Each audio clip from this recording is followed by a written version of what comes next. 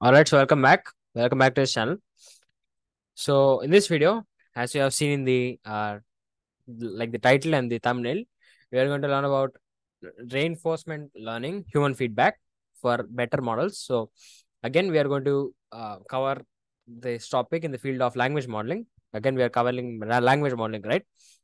So how can we actually make our model, and how can we uh, not only make the model generate realistic sentences, but also make the model generate human like text, not human like text, yeah, of course human like text, and also something that is agreeable to humans, and something that is that follows all the guidelines, like not being very offensive and all that,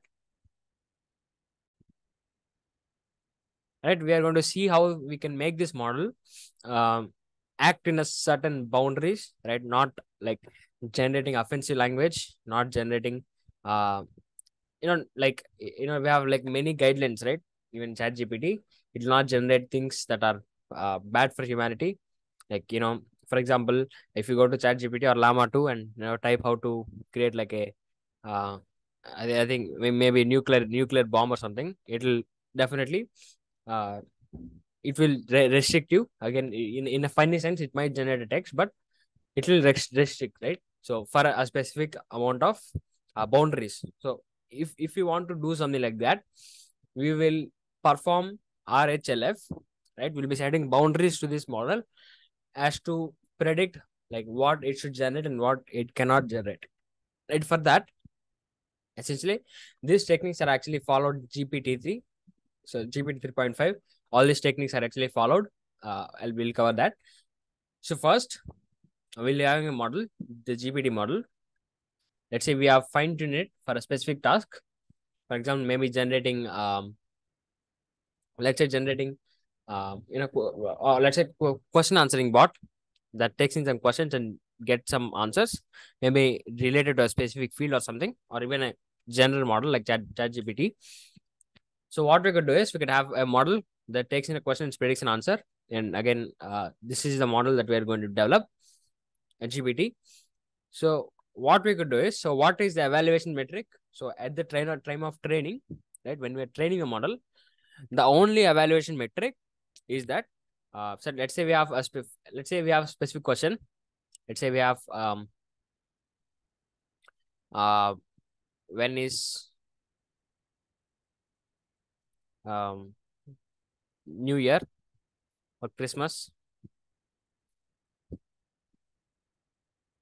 right? So let's say we have something, a question like that, when is Christmas, or maybe something like that. So the answer in the training data set, so we're going to have an answer of the training data set. Let's say that says like uh Christmas is celebrated on 25th of December, right? So this is the specific answer, right? That we will be expecting. So what we'll be doing is we'll be having this answer, actual answer, and while training a model, we want the model to actually predict each word and with the highest amount of accuracy as possible. So we'll essentially have like embeddings for each of this word, and we'll just do like multi-class classification. So where the model has to pick one word out of the all the words that it has known. In the training process, the model will pick the word. The model is uh, rewarded when it picks the right word. Right, the loss function is essentially going to be the misses when it doesn't pick the right word that is in the training data set. So by that, the model can understand what the patterns are, all that. So therefore, that is the only metric. That is only metric that we will be carrying out. So the only metric is we want the model to predict the right word at the right time, uh, and that's it. That is the only evaluation metric while in the of training. But sometimes we might have the model might generate, let's say, something out of our boundaries, right? Whatever that can be, right? Let me just open and see what the chat gpt if I just open chat gpt, I think we have something like here, or let's go to like official website chat gpt. I don't know if they have that, but at the starting time they used to have like some abilities and all that. They don't have it, but I think the ChatGPT can control like what is good and what is not, right? So let's say we have something like, let's say a student is trying to like copy homework, then ChatGPT might restrict him, right? If ChatGPT knows the intentions of the question, then it might restrict answering, and that is setting the boundaries to be able to act based on human uh, preference. So that is the basic idea. So what we'll be doing is, so after training the model, after training the GPT model, or before even training the GPT model, we'll be training another model. We'll be training another transformer in which we will collect a lot of data. That's what we'll be doing is we will be so what this is what ChatGPT has done. When OpenAI was building ChatGPT, right, they have collected or they have hired some people called reviewers. So let's say this is each people, it is a person. They have hired many persons, right? And what they have done is they will just pass some prompt.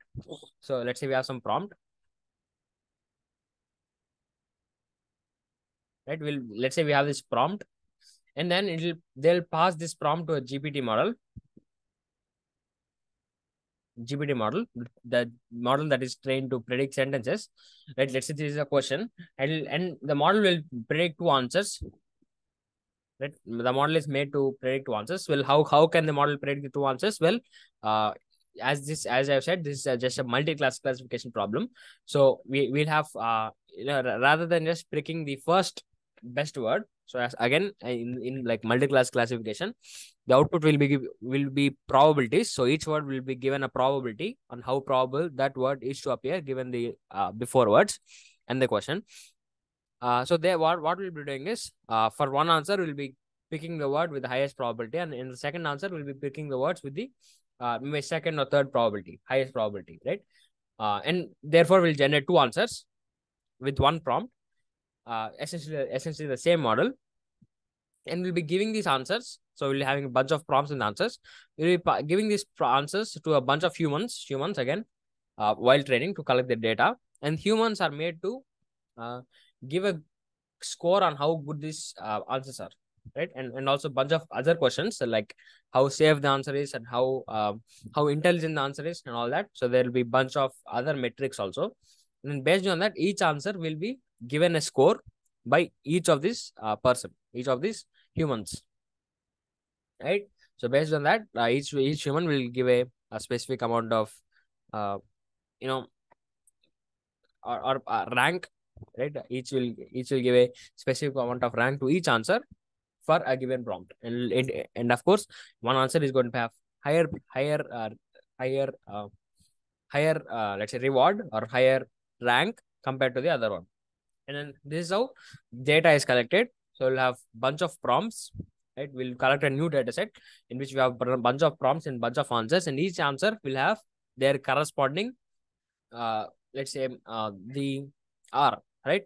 The corresponding rank on how good the answer actually is, based on other metrics also, like safety and how smart the answer is and all that.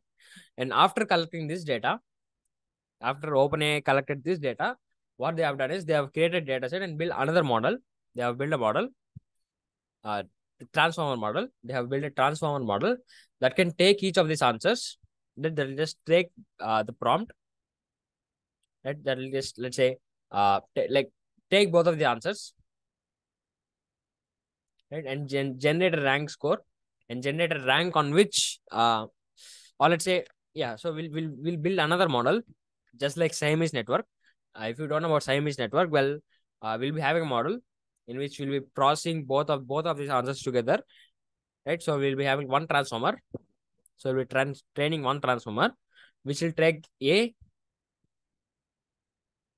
sorry which will take a, and we'll have the same transformer. This is the same transformer, which will also take the second, let's say a hat or a whatever that is, a dash, and we will predict a vector, a rank, let's say, and based on that, we can just compare which answer is better, and and it just score between these answers. So therefore, we will be training another model. We'll be training another model which takes two answers and predicts which answer is better based on the data set that we have already connected. And now this new model that we have trained can act like a human, right? Again, the main problem we are solving using machine learning is reducing the human intervention and of course solving the human level problems, but in a very high accurate manner. So this model will replace the human work, the hiring work, where it will just rate all these answers. So we'll be having a new transformer model. After training, we'll be having a new transformer model that can take the answers and predict which answer is better. And so based on that, in the training process of the GPT, we'll essentially follow something that is related to reinforcement learning. Again, I am assuming that you have no knowledge of reinforcement learning. So therefore, we are not going to go into the depths of reinforcement learning currently. Now, I think we'll make a separate series on that. It's a very huge field. We might need some time for that to learn about reinforcement learning, but it is pretty similar to deep learning, right? So we'll be having this GPT, and then in the loss function, so the loss of GPT is essentially going to be MSE, right? Or something like binary cross entropy, or sorry, categorical cross entropy, because there are like bunch of categories, bunch of words, bunch of embeddings, and the model has to pick one of these embeddings or pick one of these words based on what should be the next word. So rather than only that, so we'll be having the main loss, let's say the categorical cross entropy loss. Let's say I'll denote that with C loss, CL, and we'll add that by a reinforcement learning loss, RL, let's say, in which this loss, right? So after getting this GPT response, so we'll be passing this GPT a prompt, right? So we'll be passing this GPT a prompt in the training process, and then we'll be getting an answer, and we'll pass this answer. So we'll just compare this answer with the actual answers in the C loss, and then we will take this loss, we'll take this A, and pass that through this RL model, in which we'll predict I think this is not actually RL. I'll just make this much more clear. So we have trained a transformer, right? So we have trained a transformer. I'll just remove this. I think the notation is quite messy and might confuse you. So I'll just remove this also. So what we'll be doing is we'll be having the classic categorical cross entropy loss to predict whether the model has predicted the correct word, whether the model has picked the correct word for that specific problem or for that specific position and the previous version, all that. After that, we'll be passing this answer to the transformer through the transformer that we have trained. So we'll be training a transformer, right? So for evaluation, so we're training this model, right? We'll be passing this answer to the transformer to predict how good the answer is. So we'll predict rank on how good the model actually is, how good the answer actually is. And based on this, we will create a loss function, and we'll be creating loss function based on how good this answer actually is. So I'm not going to talk about that loss function. It has to do something like so this model, this R has to be as less as possible, and we'll be adding this R to, so we'll be passing that to RL, a reinforcement learning loss function, and we'll be getting RL, right?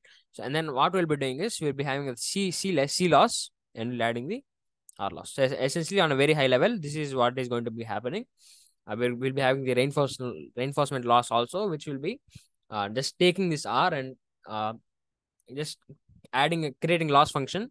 I mean, you could create a loss function based on pure hypothesis, but we'll be creating loss function in which the higher the rank, right, the better the answer, the better. So we'll be having this loss function, and the model again has to, so we'll update this GPT's weights based on this loss function. Not only this loss function, like in normal transformers, we'll also be taking in human feedback.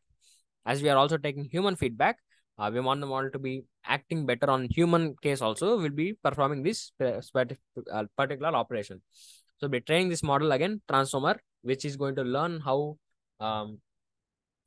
how to rate answers, how good an answer is. It is going to learn how good an answer actually is, and based on that, we will actually be training this GPT. We'll be updating these parameters of GPT such that not only the words are correct, but also the response is much more polite and much more inside a specific boundary that we have set by collecting. So based on the data that we have collected for the transformer model, this model. So that is the idea. That is the idea of performing like reinforcement learning for human evaluation or something. Yeah, or RLHF. Yeah. So that's it for this video. So thank you for watching. I'll see you in the next one. So bye.